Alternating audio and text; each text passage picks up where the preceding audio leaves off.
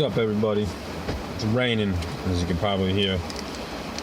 But I was talking to somebody today, some bonehead, about some stupid shit he was coming out of his mouth about how you can't wait for a war without rule of law type situation so we could hurt people. And I almost busted him in the face over that comment. It wasn't for the fact that he's a good friend of mine. No brains, but he's a good friend. If you're watching this, you know what you... Just saying. But it's nobody on here, nobody in our community, I'll say that. But it's a friend of mine outside here. So I want to talk about the difference between preparing for a violent situation and preparing to be violent. What I mean by that, let's take the situation where you got looting, rioting, the end of the world as we know it, martial law, where everybody's up in arms, going crazy, every man, woman, child, himself type of situation, that type of shit. There's too many people out there that think that they're preparing for some shit like the purge or a zombie apocalypse.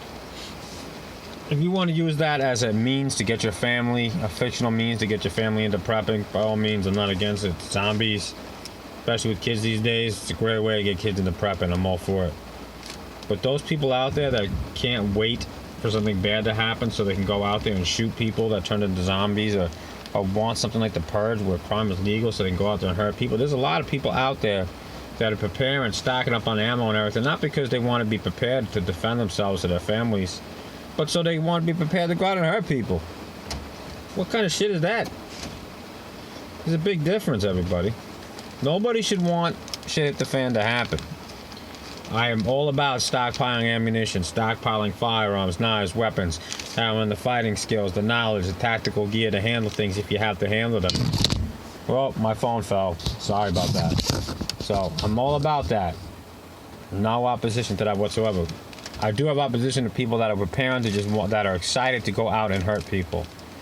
You ain't a good person if you're preparing to strap on a tactical vest and go out there and say, you know what?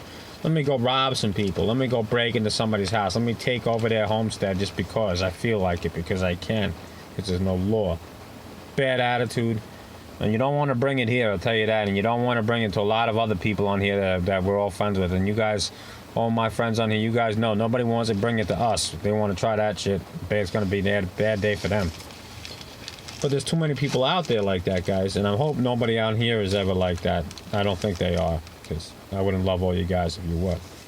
But those type of people are dangerous, believe it or not. People who go out with bad intentions, that are sitting around stockpiling floor to ceiling ammunition, ain't nothing wrong with that.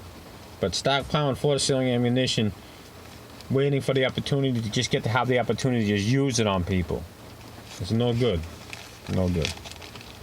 No good. That's not what this country's about either, and that's not what defending yourself or your family's about. You got to do what you got to do. Hey, stock as many rounds and guns as you can. That's part of prepping. I'm with that, 100%. And you guys all know that's how I feel. But, you know, if you guys out there know anybody that's thinking about this is their theory, well, set them straight. Because A, they're going to get themselves killed, or B, they're going to hurt somebody one day. And it's just not good.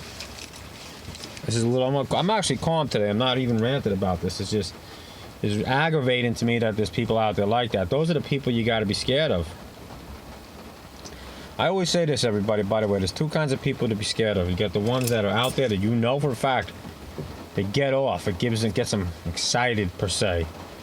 Who knows how excited, but it gets them excited, per se, to be violent. Those are dangerous people. Stay away from them. And I hate to say this, they got to be dealt with first. They got to be dealt with first in an SHTF situation. They come around giving you a hard time, you do what you got to do, you deal with them. Get rid of them. That's it. You can't have violent people around. And some people have to say, well, what I'm saying is violent. What I'm saying isn't necessarily violent. Of course, defending your family might require violence. Defending will require violence. You got to move offensively. You got to move offensively. It doesn't mean you go around trying to hurt innocent people. It doesn't mean you sit around waiting for things to happen like that. That's all. I'm not going to get any more repetitive. While we're on this, I want to bring up two other points, guys. All right? Important points. I want to bring up virtual bullies, fake tough guys, and loudmouths. From my experience, The guy that's sitting there running his mouth, that guy that's 6'4", 300 pounds, yeah, I'm sure he could hurt somebody.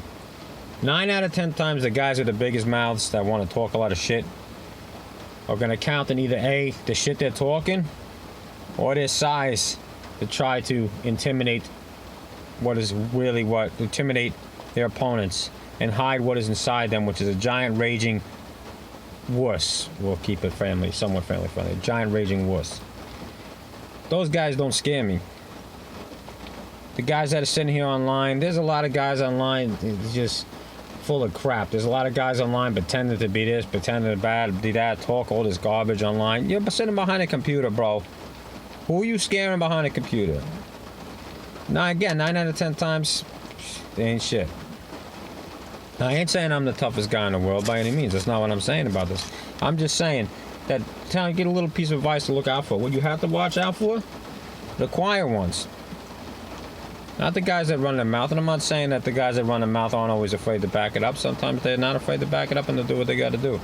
But there's a lot of times it's the quiet ones that you don't want to screw with. Because a person who's really tough, really knows his shit, he ain't got to run his mouth to prove it.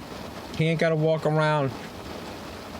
Yeah, I don't know what kind of face I just made either, but he ain't got to walk around trying to put on a fake-ass intimidating face to try to keep people from screwing with him. Real tough guy don't do that because he knows inside he can deal with the situation. Something to think about, you know. Strength in numbers, that's a great thing. You want strength in numbers in your group.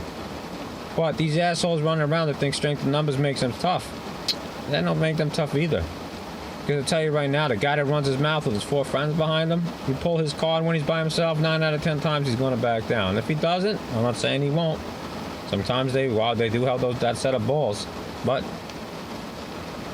I ain't worried about them. I ain't worried about the group.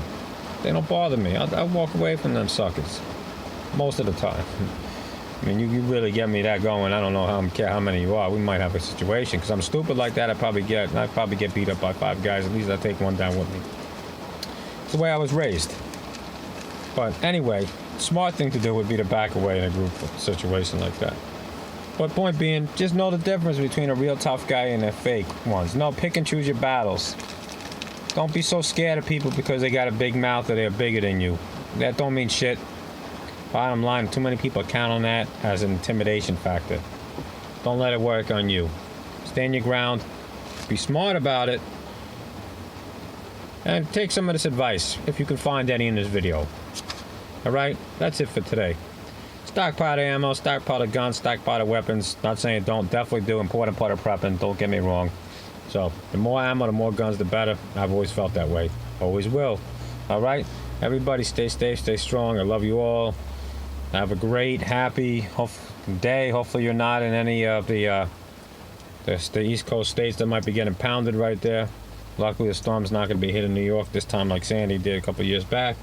But my heart and prayers go out to everybody in the coast there. You got all of you in my prayers, and you guys are going to be all right. All right. Love you all. God bless.